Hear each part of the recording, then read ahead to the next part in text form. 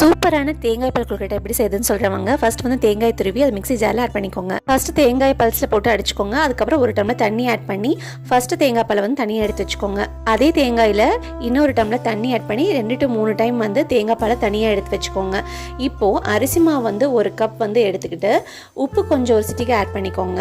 நெய் வந்து 1 spoon add பண்ணி நல்லா வந்து மிக்ஸ் பண்ணிக்கோங்க. அதுக்கப்புறமா தண்ணி நல்லா சூடான தண்ணியை வந்து கொஞ்சம் கொஞ்சமாக ஆட் பண்ணி கட்டி இல்லாமல் நல்லா மிக்ஸ் பண்ணிக்கோங்க. ஃபர்ஸ்ட் வந்து கையில் வந்து பண்ண வேண்டாம். நல்லா சூடு ஆறுனதுக்கு அப்புறமா நல்லா கையில சப்பாத்தி பதத்துக்கு வந்து பிணைஞ்சு உங்களுக்கு வேணுங்கிற ஷேப்ல வந்து ரெடி பண்ணி வச்சுக்கோங்க. அதுக்கப்புறமா வெல்லம் வந்து நம்ம எவ்வளோ அரிசி மாவு எடுக்கிறோமோ அதுக்கு ஈக்குவலா வெல்லம் எடுத்துட்டு அது மூழ்கிற அளவுக்கு தண்ணி ஆட் பண்ணி அது கரைச்சி ஃபில்டர் பண்ணி வச்சுக்கோங்க.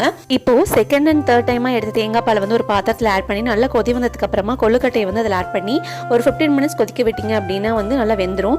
இப்போ வெள்ளக்கரசலையும் 1 ஸ்பூன் ஏலக்காய் பொடியும் ஆட் பண்ணி நல்லா மிக்ஸ் பண்ணிக்கோங்க. இப்போ ஃபர்ஸ்ட் எடுத்து தேங்காய் பால் ஆட் பண்ணி ஒரு 5 மினிட்ஸ் கொதிக்க விட்டீங்கன்னா நம்ம டேஸ்டியான தேங்காய் பால் கொழுக்கட்டை ரெடி. மறக்காம சேனல் சப்ஸ்கிரைப் பண்ணுங்க.